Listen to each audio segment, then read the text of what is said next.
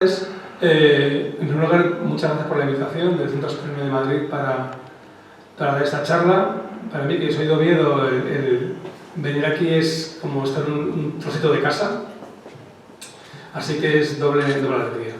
Bueno, cuando me plantearon dar una charla sobre los aspectos psicológicos de la COVID-19, de alguna manera el planteamiento que yo tenía era intentar hacerlo como algo divulgativo, ¿no? Fundamentalmente porque quizás hemos llegado a un punto en que hay muchísima información de tipo intelectual o científico que llega un momento que es difícilmente comprensible para la población en general y quizás falta un poco más de pedagogía, ¿vale? Desde el punto de vista de explicar bien qué es lo que pasa, qué es lo que tenemos delante y qué es lo que tenemos que hacer, ¿no? Fundamentalmente con la idea esta de evitar que cuando a veces a las personas lo que les piensan, lo que les viene a la cabeza es bueno, pues parece que todo está ya controlado, vamos a tener una vacuna, venga, echémonos a la calle a comprar y a salir y a que todo sea como siempre, sin dar cuenta de que las cosas no son como siempre y lo más probable es que no vuelvan a ser como siempre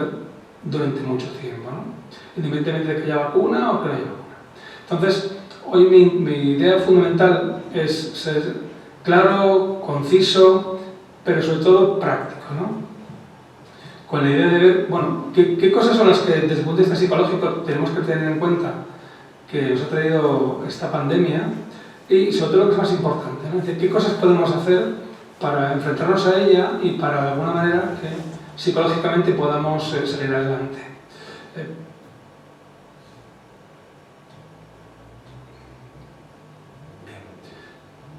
De alguna forma, cuando, incluso en la universidad, ¿vale? Yo doy clases en la Universidad de San Pablo, en la Facultad de Medicina, como en el sector de Psicología, y como psicólogo clínico en el Hospital H.M. Montepríncipe. Cuando me han preguntado, sobre todo en la primera fase de la pandemia, ¿no? De marzo y mayo, bueno, ¿cómo lo lleva la mayor parte de la gente, el confinamiento? Yo siempre hacía una división clara entre los más jóvenes, ¿vale? Y los más mayores, ¿no? Los más jóvenes, pues, sobre todo los niños y los adolescentes, dieron una lección a los adultos de saber hacer, de aguantar y de adaptarse a una situación bastante compleja. Y los adultos, pues, bueno, lo llevamos bastante peor, con algunas anécdotas tan divertidas como que en el momento que se podían sacar los perros a pasear, la gente alquilaba perros para poder salir a la calle. O sea, cosas bastante curiosas que, sin embargo, los jóvenes realmente no hacían, ¿no? Ellos, si te acabas de sacar el perro, pues seguramente había en casa discusión de quién lo sacaba. Pero de alguna manera hemos de dar cuenta que los chicos jóvenes también tienen situaciones complejas desde el punto de vista psicológico y por mucho que en ocasiones se les intente culpabilizar de que son, en última instancia, el vector fundamental de contagio de la enfermedad, en el fondo no es así, ¿no? Es decir, ellos también lo pasan mal.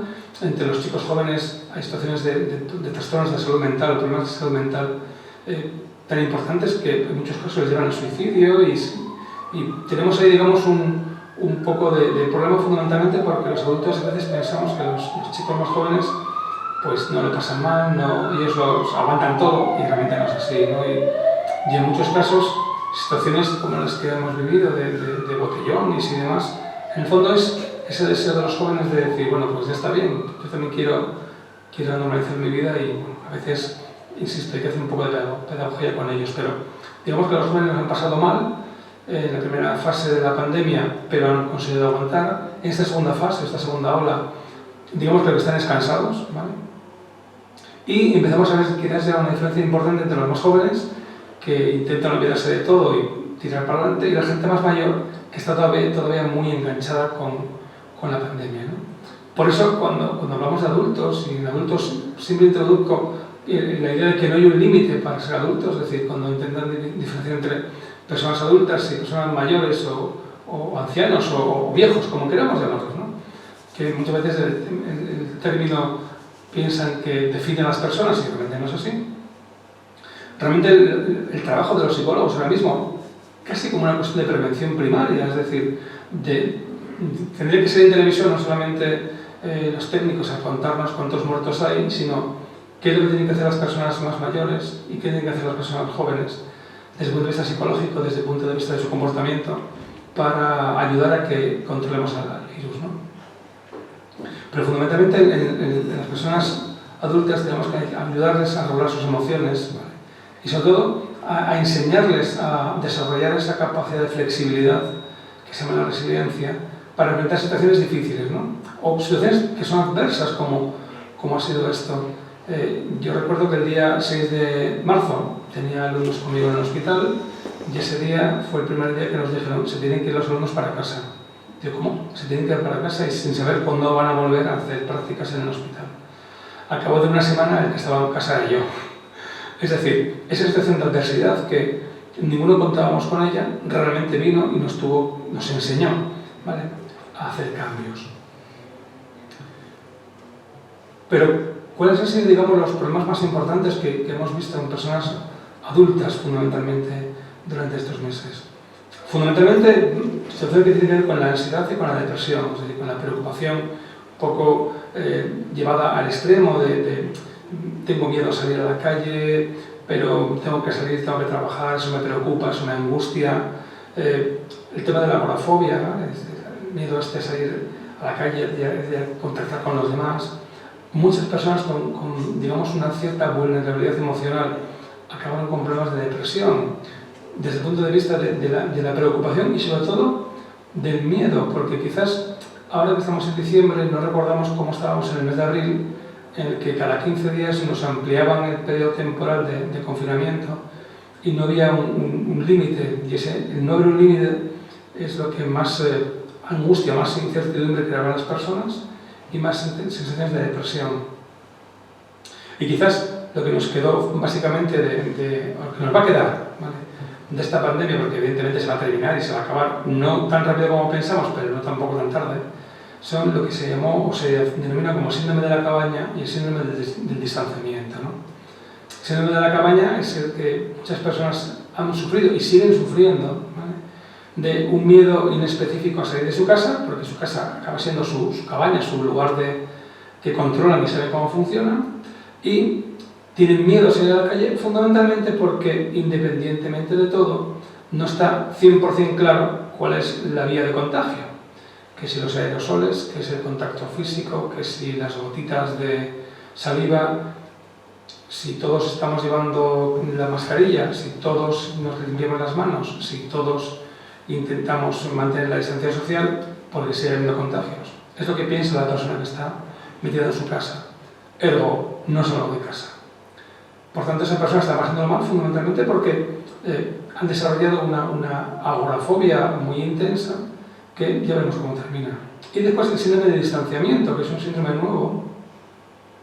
Ya saben que cuando a las cosas le ponemos nombre, parece que las podemos entender, y el síndrome del distanciamiento tiene que ver con la desconfianza. Es decir, ya no nos fiamos de nadie, y cuando alguien se te acerca a menos de 1,5 metros, empiezas a sentirte incómodo y a pedirle que por favor que se aleje. Evidentemente, si uno está en el metro o está en el autobús es difícil, con lo cual, ¿a qué lleva eso? Que esa persona, con ese miedo que se le acerque a la gente, a que pueda contagiarle, no ya que se quede en casa, porque en muchas ocasiones no puede quedarse en casa, pero acaba tomando otro tipo de medidas, levantarse muy temprano para poder ir en el metro sin mucha gente, o esperando a salir del trabajo más tarde para de nuevo volver en el metro sin mucha gente, coge el coche, cuando antes habitualmente iba en transporte público al trabajo, ¿vale? Pero es esa preocupación de no quiero que nadie se me acerque porque me van a contagiar, y evidentemente eso acabará derivando de una fobia social, ¿no? Es decir, que podemos ver que hay diferentes situaciones que acaban siendo complejas y acaban siendo difíciles de manejar para muchas personas, tanto cuando se quedan en casa, pueden quedarse en casa y pueden salir, o cuando están en la calle y empiezan a tener esa preocupación excesiva, ese miedo a que se le acerquen los demás, y que evidentemente va a dar lugar, no tarda mucho, al desarrollo de fobias sociales inespecíficas, pero que van a cambiar y mucho, ¿vale?, el tipo de relación que tenemos las personas de aquí en adelante. Exactamente igual que tenemos el sector de salud mental, tenemos que quizás los aspectos positivos, ¿no?, que es cuando la gente dice, ya que nos permitan de nuevo darnos abrazos y besos, va a haber orgías de abrazos y besos por todos los sitios, ¿no?, porque todo el mundo está necesitando ese contacto físico, y aunque quizás ahora después de estos meses las sensaciones de más control, todo el mundo está necesitado de que le abracen, de que le den besos, de que le muestren el cariño de una forma más física, y como todavía, digamos, no se puede hacer fundamentalmente por esa preocupación por lo que va a ocurrir, el día que podamos hacerlo vamos a explotar todos de contentos, ¿no? Por eso voy a comentaros 12 acciones muy sencillas, muy simples, que podemos poner en funcionamiento y que en el fondo son también como una especie de prevención, ¿vale? Es decir, prevención desde el punto de vista positivo y con la idea fundamentalmente de que si nosotros nos cuidamos, estamos cuidando también a los demás, ¿no? Y que ese aspecto que a veces no se tiene en cuenta es muy importante tomarlo en consideración ahora. Si nos cuidamos nosotros, cuidamos a los demás. Ahora que llegan las Navidades y todo el mundo quiere ir a ver a la familia, todo el mundo quiere reunirse, a veces quizás tengamos que pensar dos veces ese contacto tan físico y tengamos que dejarlo por un poco más adelante. Básicamente porque nos insisten mucho en que el contacto en Navidad va a producir una tercera ola en el mes de enero. Esperemos que no, que todos tengamos un poco de cabeza. Por eso, esta primera ayuda psicológica es lo que en el fondo es esta charla de hoy, ¿no? Observar lo que hacen los demás, lo que está siendo bueno, escuchar lo que los especialistas o lo que las personas que saben pueden contarnos y conectar, es decir, intentar nosotros mismos ponernos las pilas para poder funcionar. Entonces, ¿cuáles son esas 12 acciones, las 12 ideas, ¿vale? Para que yo llame en su momento, pero después esto digamos que es una especie de resumen de un artículo que publicamos en la universidad en el mes de, creo que de abril, cuando todavía no estaba claro qué iba a ocurrir, cuando nos iban a desconfinar, y me pidieron, amable, escribirnos un artículo para el día después. Digo, caray, me lo ponéis difícil. Si estamos todavía en abril, no sé qué va a pasar, cómo voy a pensar el día después. Pero dándole unas cuantas vueltas, salieron estas 12 ideas, ¿no? Que creo que son, al día de hoy, todavía son buenas, ¿no? La primera es la del alimento, ¿no? Que el alimento es la primera medicina. Una de las cosas que nos enseñó el confinamiento es que todo el mundo de repente empezó a comprar harina. Primero compró papel higiénico, pero compró harina para hacer pan en casa y para de repente hacerse unas cocinillas. Y realmente yo creo que la mayor parte de las personas se dieron cuenta que comer sano es la base del bienestar psicológico. Es decir, cuando controlamos la cantidad, la calidad, hacemos ejercicio para tener, digamos, el peso en su sitio, es decir, todo lo que son incluso factores de prevención en cuanto a enfermedades cardiovasculares, partían del alimento, partían de la comida, con lo cual tenemos que tener claro que el alimento, lo que comemos, es la primera medicina. Por tanto, intentemos comer más sano, intentemos de alguna forma controlar las cosas que comemos y, si podemos cocinarlo en casa, muchísimo mejor. Por tanto, aunque parezca una cosa curiosa, la alimentación es la base del bienestar psicológico. En segundo lugar, el cuerpo está hecho para moverse, ¿no? Es decir, quizás con todos los vídeos que nos pusieron de coach y profesores de yoga y profesores o fisioterapeutas enseñándonos a movernos en casa, nos dimos cuenta que el ejercicio físico está en la base de la salud mental. Muchas personas empezaron a hacer ejercicio durante el confinamiento. Hay que mantenerlo. Evidentemente, siguiendo las normas básicas del distanciamiento, pero uno de los aspectos fundamentales que es la prevención primaria de la salud mental es el ejercicio físico. Muchas personas que van a una consulta con síntomas depresivos o de inestabilidad emocional, cuando tú le dices, mira, no hace falta que te apuntes al gimnasio. Todos los días, 45 minutos de paseo intenso, no de ir a ver los escaparates, paseo intenso, es el ejercicio físico fundamental para poder estar mejor emocionalmente, porque ese ejercicio físico hace que nuestro cerebro se libere más serotonina y estemos más contentos. Muchos pacientes de cardiología en el hospital, que es el programa que tenemos de psicología con ellos, te dicen, mira, empecé a hacer eso, empecé a andar al ritmo así, animado, ¿no? Durante un buen rato y me siento mejor. El ejemplo fue cuando nos dejaron salir 2 horas en pleno confinamiento. La ciudad se llenó de bicicletas, de gente andando, y eso ayudó muchísimo a que la salud mental no se resintiese tanto como podía haberlo hecho. Con lo cual, el cuerpo está hecho para moverse. La actitud determina la felicidad, es una cosa bastante curiosa. Yo he estado harto de escuchar a la gente que te dice, mira, quiero hacer muchas cosas, ¿no? Pero no tengo tiempo, el trabajo, la vida moderna, la intensidad de... No tengo tiempo, pero me gustaría hacer muchas cosas. Curiosamente, cuando hubo tiempo, ¿vale? No las hacían. De hecho, todo el mundo decía, mi pareja la tengo un poco abandonada porque es que no tengo tiempo para ella. Cuando hubo tiempo, hubo tiempo fundamentalmente para discutir, para darse cuenta de que tenemos una especie de actitud de autoengaño que quizás, espero, que esto haya servido para que nos pongamos las pilas, ¿no?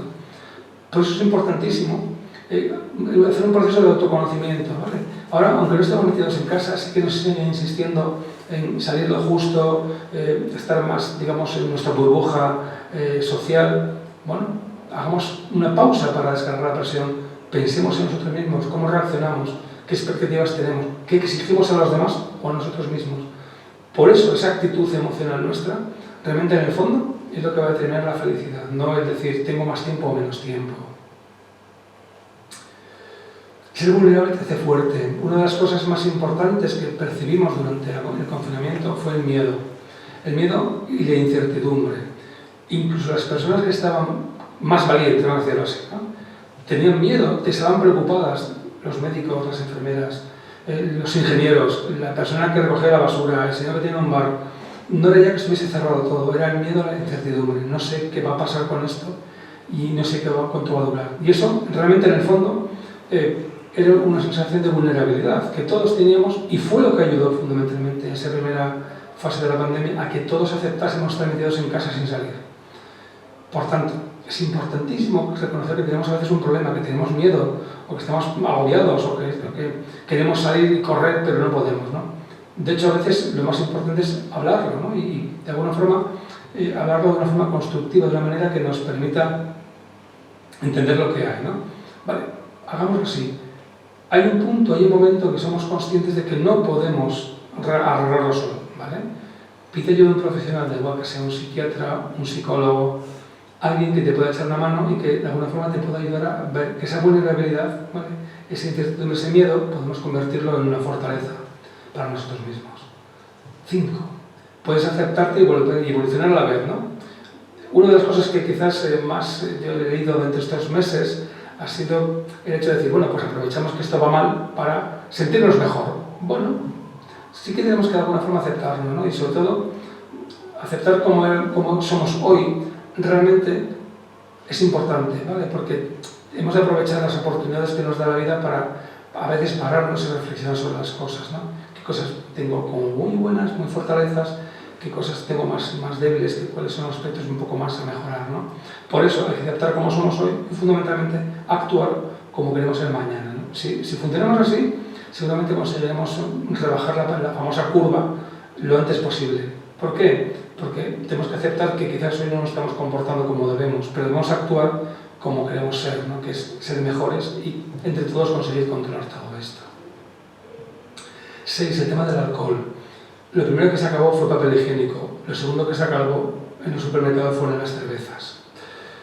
De hecho, por regla general la gente bebió muchísimo más de lo habitual, ¿no? Es decir, a veces la gente bebía para no darse cuenta de que estaba metido en casa.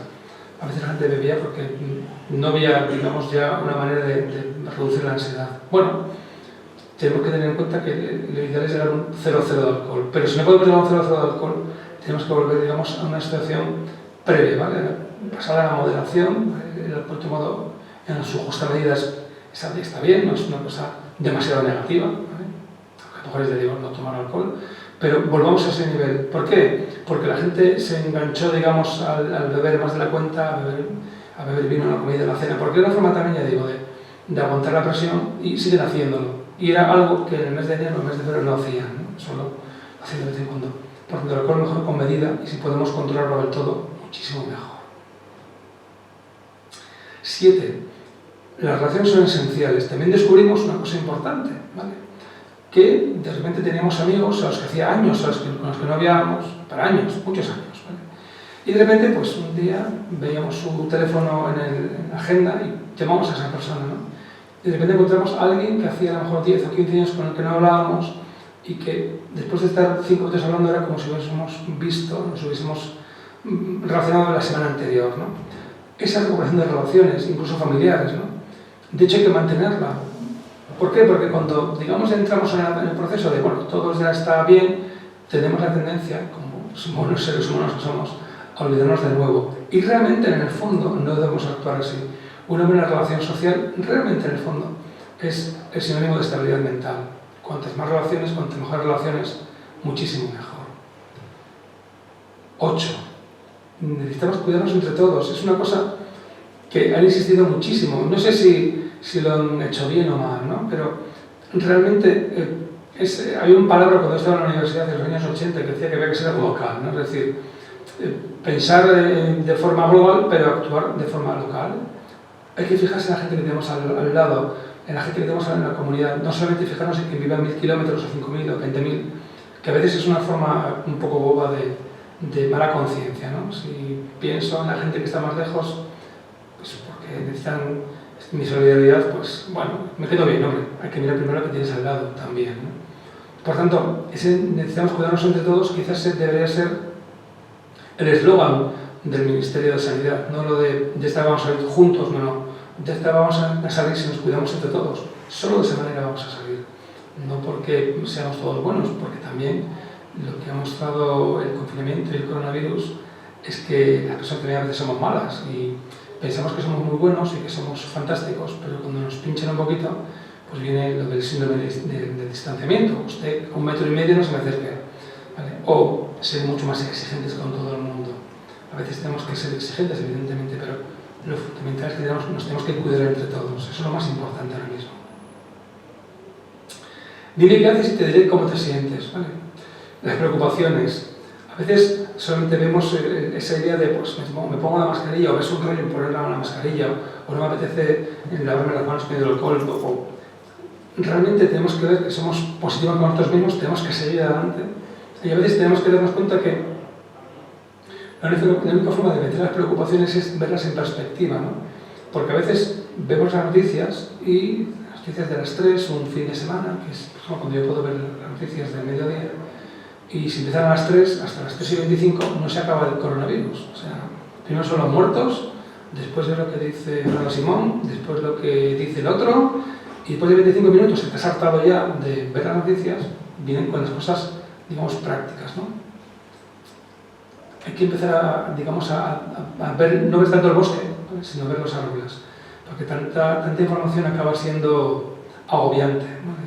Y ese agobio pues, lo que lleva muchas veces es al miedo, a la incertidumbre y a la preocupación, ¿no? La preocupación vamos a vencerla, pero fundamentalmente cuando tenemos que intentar ver nosotros mismos cómo somos positivos y cómo podemos tener tiempo para pensar y para nosotros también tener acciones que sean, digamos, buenas para vencer el virus.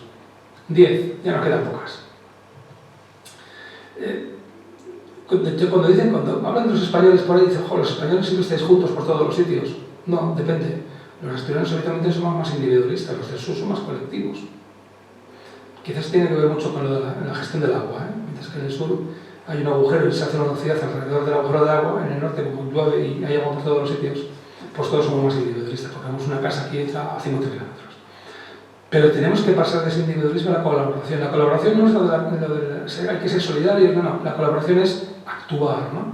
Y actuar desde nuestro pequeño mundo, ¿vale? Fundamentalmente porque, de hecho, la reconstrucción social que estamos intentando ahora mismo, que es la de salir a la calle y demás, va a ser la previa a la reconstrucción económica, ¿no? Que va a ocurrir y va a tener que hacerse cuando lleguemos a febrero, marzo, abril y digamos que esto empiece a ordenarse un poquito.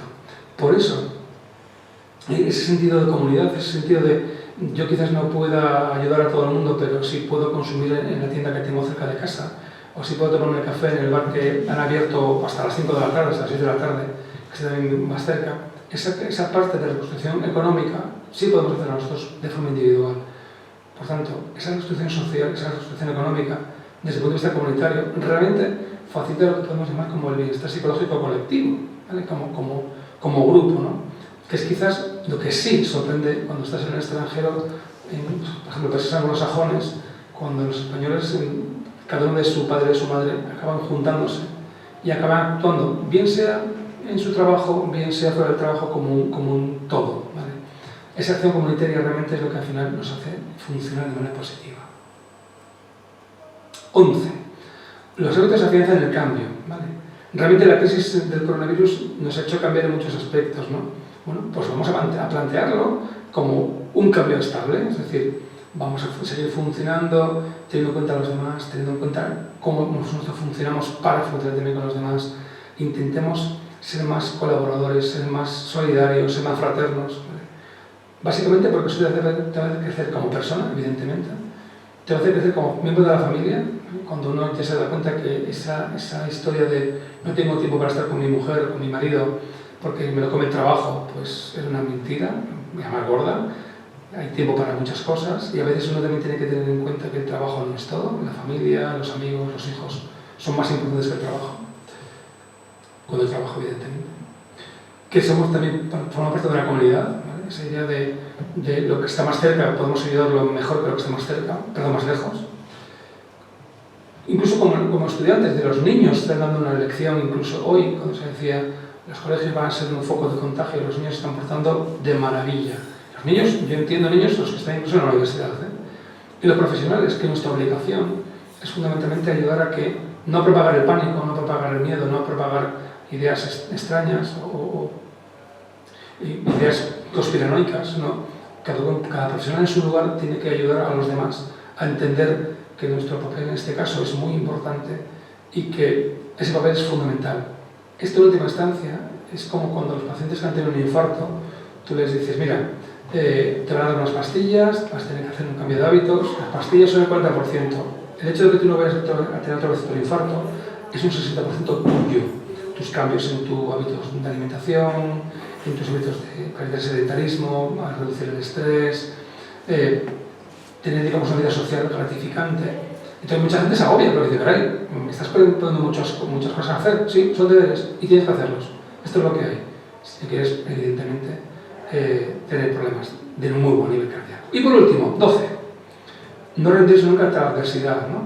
Esa idea de cuando las cosas vienen mal dadas es cuando más tenemos que luchar, no cuando hay que rendirse, ¿no? Y ahora mismo las cosas vienen mal dadas, aunque la apariencia sea que no, ¿no? Yo no venía para acá, estaba todo hasta arriba de gente. Pero siguen estando mal dadas, siguen muriendo muchas personas todos los días, siguen contagiando muchas personas, mucha gente. Tenemos que trabajar, ¿vale? Tenemos que ver dónde metimos la pata como sociedad, ¿vale? Dónde metimos la pata los políticos también, que entienden mucho, qué cosas hicimos y qué cosas no hicimos, y qué cosas no estamos haciendo incluso ahora mismo, ¿vale? Qué cosas esperamos obtener casi por arte de magia y qué no estamos obteniendo, y sobre todo, lo que es más importante, ¿qué atribución le damos a los errores? ¿Quién metió la pata? ¿Vale? Nosotros, los políticos, la sociedad en su conjunto, si pensamos un poco en todo eso y le damos un poco de sentido, fundamentalmente desde la perspectiva de qué puedo hacer yo para mejorar todas las cosas, porque si somos muchos yos, seguramente las cosas mejoran, ¿no? De alguna forma, solo así podemos cambiar a mejor. Por eso, quizás, y para terminar, no tenemos que olvidarnos, cualquiera de nosotros, ¿vale? Esa idea de que la única forma de mejorar nuestra salud mental, y en este caso de mejorar los aspectos relacionados con nuestro enfrentamiento al COVID, y para aplanar la curva, ¿vale? Que esa va a ser la frase de 2020, aplanar la curva. Primero observemos a nuestro alrededor cómo actúan los demás y cómo actuamos nosotros. Escuchemos a los expertos, ¿vale? Hagamos caso a los expertos que son expertos de verdad, ¿no? No los charlatanes. Y después conectemos con ellos, conectemos con todo, hagamos las cosas bien. Solo de esa manera conseguiremos psicológicamente estar mejor y conseguiremos fundamentalmente acabar con el coronavirus. Muchas gracias.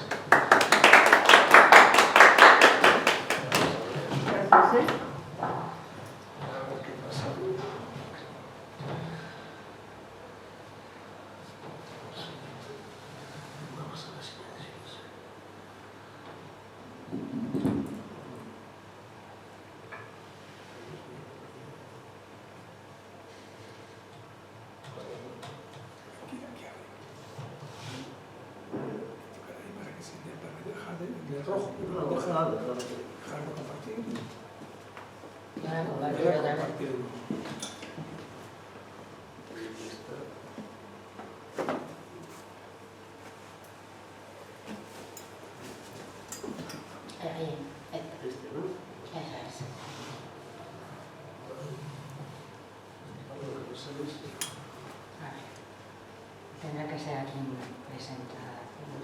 Aquí la Zoom y ahí. Aquí, y luego es aquí, ¿no? Sí, por pasar las... Aquí. Ahí mismo, bueno. No se ve. Configuración de solución. Aquí arriba, configuración y visualizaciones, que está por ahí. Moderador o alguna cosa.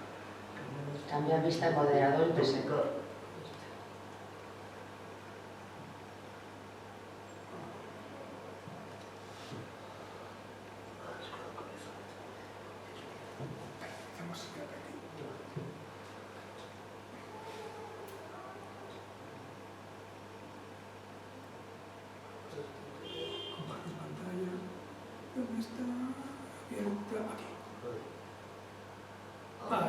Ay, bueno. Dale.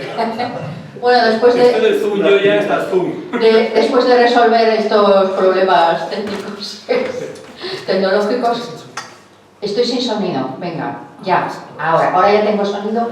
Pues lo primero, pues sí me veo, perfecto. Después de resolver todos estos problemas técnicos de las tecnologías, que bueno, menos mal que Amable domina, y hemos podido, pues digamos que pasar. Bueno, pues yo empiezo con el tema jurídico y, bueno, el derecho está ahí. El derecho es un elemento, uno de los elementos vertebradores de la sociedad, es decir, desde que nos levantamos estamos haciendo actos jurídicos.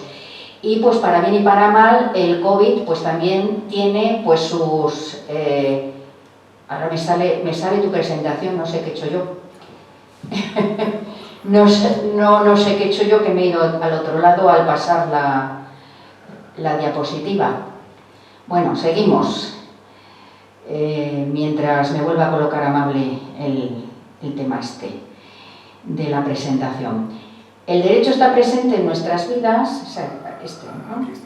Está presente en nuestras vidas en todos los actos y también, pues como no, en el... A ver, ¿dónde tengo que dar? No voy a otra vez dar. Abajo la pantalla. Para pasar. Ahí. Aquí, bien. ¿Y si no? F5. Si no, voy aquí mejor. Venga. A ver, aquí.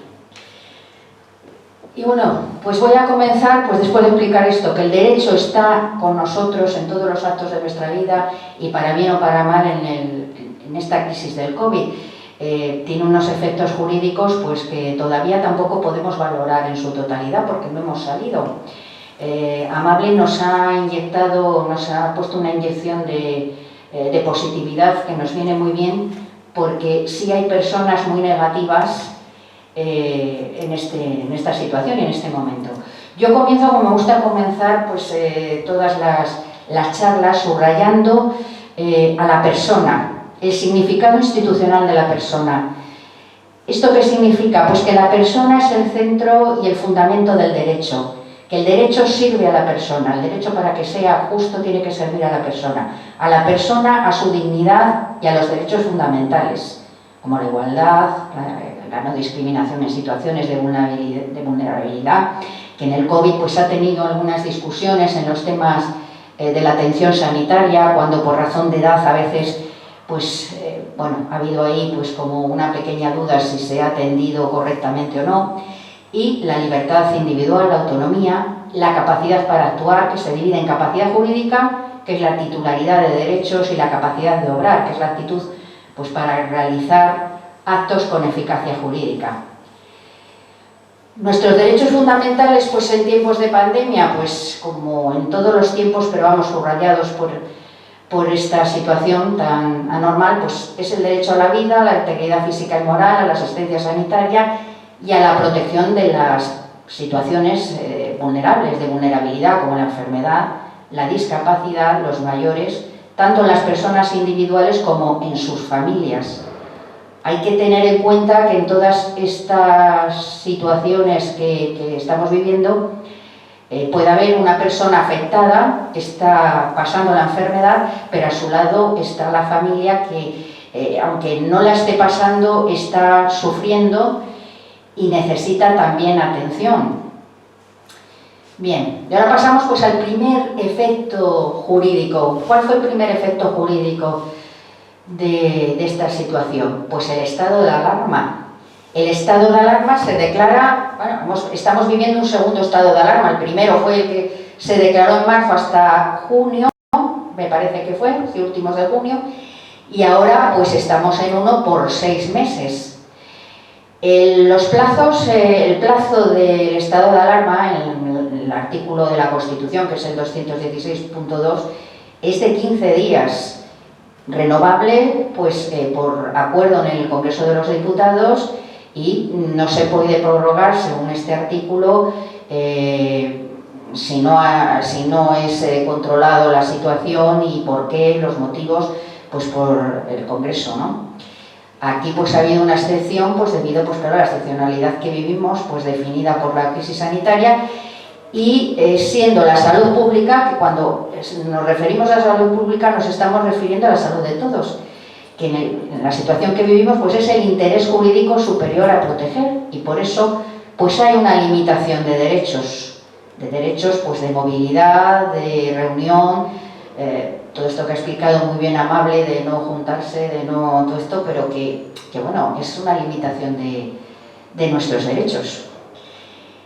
Como afectados, pues jurídicamente tenemos las personas sanas que no han sufrido la enfermedad, pero que pueden tener secuelas mentales, pues yo creo, como ha explicado Amable, que puede darse en las personas enfermas y las sanas. Hay muchas personas sanas que tienen graves problemas de salud mental.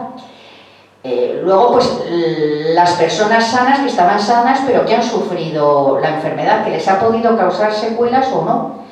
Y las personas vulnerables, mayores, personas con discapacidad y dependientes que han sufrido y están sufriendo de una manera bastante dura esta situación.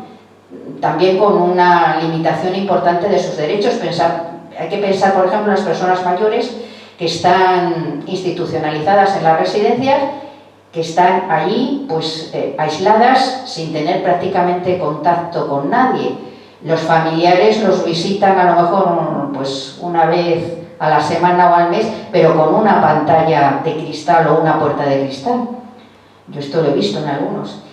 Y luego hay personas pues, que no están afectados directamente por la enfermedad, pero que como consecuencia de las circunstancias pues sufren y han sufrido pues, agravamientos en sus dolencias o el no diagnóstico correcto, pues con resultado pues, de discapacidad, de dependencia y a veces pues de fallecimientos. Ha habido por ahí fallecimientos pues, por no diagnosticar a tiempo pues, cáncer o enfermedades de este tipo. Y bueno, aquí pues entra en juego el tema de la responsabilidad civil, la responsabilidad patrimonial del Estado y también podría haber una responsabilidad penal. Las consecuencias jurídicas pues, de las secuelas médicas en el ámbito laboral pues, es la incapacidad laboral temporal o transitoria, la ILT famosa, conocida por todos, que tiene un plazo pues, de duración de 12 meses prorrogables por otros 6, o sea que todavía no ha pasado el tiempo como para comprobar pues, si las personas enfermas o con algún problema de salud mental, que también las habrá con una incapacidad laboral temporal, pues se han recuperado o van a pasar a la incapacidad laboral permanente, parcial, total, absoluta. Esperemos que no haya ninguno con gran invalidez. Todo esto pues con efectos pues, de las consiguientes prestaciones. En el ámbito civil y administrativo, pues todos estos problemas de salud mental, de movilidad, por ejemplo, muy importantes en los mayores, en las personas mayores y dependientes, que al no poder salir, pues han perdido movilidad, pues desembocará en discapacidades, o sea, en deficiencias permanentes en el tiempo, que impiden el desarrollo normal de la vida diaria. Para obtener el certificado de discapacidad, pues esas deficiencias tienen que ser permanentes. La discapacidad es una situación administrativa y puede ser sobrevenida si antes no se tenía ninguna discapacidad o agravada. Las personas con discapacidad pues han podido ver agravado o podrán ver agravada su discapacidad pues por todas estas circunstancias que estamos viviendo. Las clases de discapacidad pues, son física, que afecta a la movilidad, la intelectual, que afecta pues, a la inteligencia, a la voluntad, la psíquica, la salud mental y la sensorial, que afecta pues, a los sentidos, la vista y el oído. La dependencia. Los dependientes también pues, son un grupo de personas pues, que bueno, no lo están pasando demasiado bien, lo están pasando bastante mal y con bastantes problemas. Que es pues, la pérdida de facultades pues, como consecuencia de la edad, de la enfermedad, de la discapacidad, pues que impide, dificulta el desarrollo normal de las actividades esenciales de la vida diaria. También es una situación administrativa y pues puede ser sobrevenida o verse agravada por la discapacidad que se ha agravado por el tema del COVID o por una pérdida de facultades pues, en los mayores. Y luego tenemos pues, la capacidad modificada. Esperemos que muchos problemas pues de salud mental, etcétera, no terminen pues en un problema pues de incapacitación, ¿no? La incapacitación define el estado civil de las personas, o sea, el estado civil es mayor de edad, menor de edad y persona con capacidad modificada. Es un procedimiento judicial, se dicta una sentencia en la que se establecen pues, los límites de la capacidad y el régimen de apoyos a la toma de decisiones, la tutela o la curatela. O sea, la capacidad modificada es cuando la persona ve mermada sus facultades para tomar decisiones con responsabilidad, con libertad y responsabilidad. Y bueno, el reto desde el punto de vista del derecho, pues evitar las situaciones de riesgo y desamparo. Por eso yo insisto en lo que ya ha dicho Amable, que hay que acudir a los profesionales cuando se tenga el mínimo problema o el mínimo malestar, hay que acudir a los profesionales y seguir sus consejos y, bueno, buscar apoyos, los apoyos que cada uno necesite para evitar esa situación pues, de desamparo que es pues ya la situación, digamos, límite en la que la persona se ve, pues digamos, incapaz de cuidarse a sí mismo. Y ya aquí pues entra, claro, si no hay otra solución, entran los servicios sociales, etcétera. Entonces hay que evitar esto, acudir a profesionales, buscar pues los apoyos que uno necesite desde el punto de vista emocional y, bueno, pues intentar pues con positividad y el mayor optimismo posible, pues llegar al final que estará, pues yo creo que pronto ya tendremos ya la situación, digamos que dominada, ¿no? Hay que ser un poquito positivo. Y bueno, pues nada más, muchas gracias y que aquí estamos pues para apoyar y para aconsejar o, bueno, para todo aquel que necesite algún apoyo o algún consejo. Y nada más. Hay muchos más efectos jurídicos, pero bueno, no vamos a ser muy negativos. Lo dejamos ahí. Mi marido era abogado. Bueno, pues entonces ya lo sabe. Era.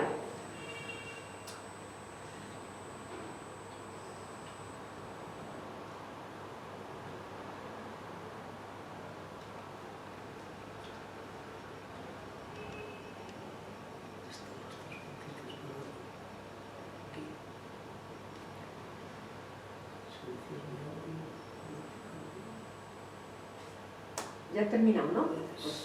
A ver. Pregunta, pues algo quiere...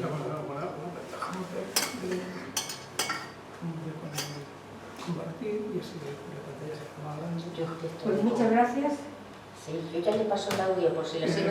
Perdón, Que ya le paso el audio de si le sirve de compañía. Sí. Aquí, Bueno, El- muchas gracias. Sí, la radio. claro, aquí. Lo espero, ¿eh? Digamos que ahí estamos. Y le digo una Su cosa. propio micrófono. Pues Yo alguien quiere hablar, tengo ayuda ¿no hace alguna de pregunta? profesional, una Jacinto y Suza. Sí, Que la conozcas. Vale, se le oye. buenas tardes. Bueno, Armando, buenas Aquí tardes. está. luego si quieren compartir algo o lo que sea, pues que, Bueno, gracias por sí, las... que ahí estamos. Gracias. Pregunta. Sí, creí que estaba preguntando algo.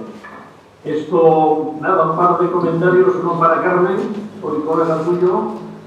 Yo trabajo con la pesca y a mí al principio lo que me preocupaba en marzo era que se ejercieran acciones por incumplimiento de las normas de protección de riesgos laborales.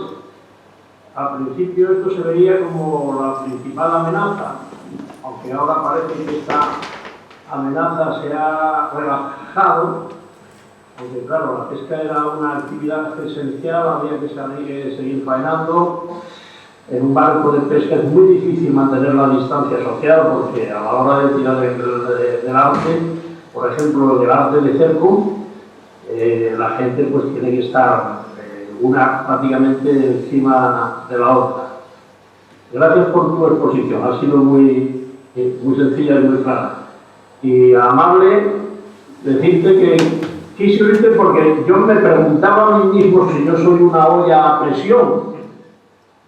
después de tanto tiempo. Y yo tengo concluido que no lo soy, y creo, después de haberte oído, que no lo soy. O sea, sigo pensando igual.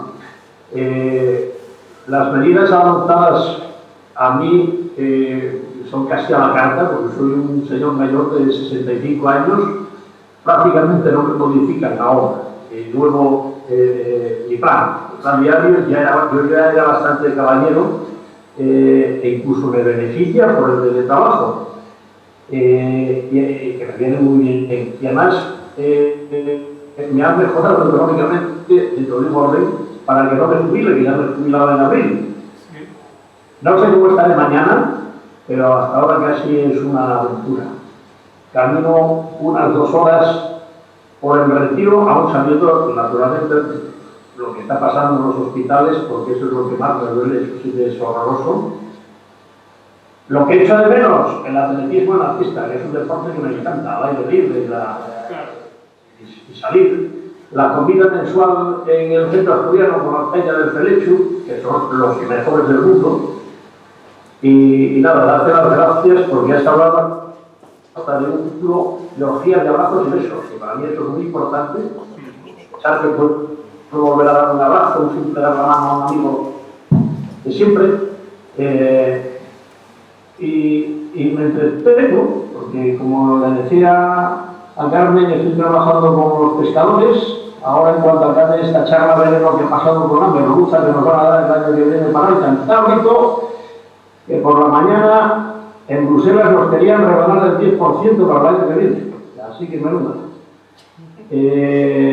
Reconozco, no obstante, que sí, que estoy preocupado con el bicho. Soy persona de riesgo. Así que a cuidarse. Gracias de nuevo por este sentido, como decía Carmen, positivo de tu exposición. Muchas gracias. La preocupación es de todos, o sea que todos estamos preocupados, pero bueno, hay que ir tirando para allá. Venga. Venga.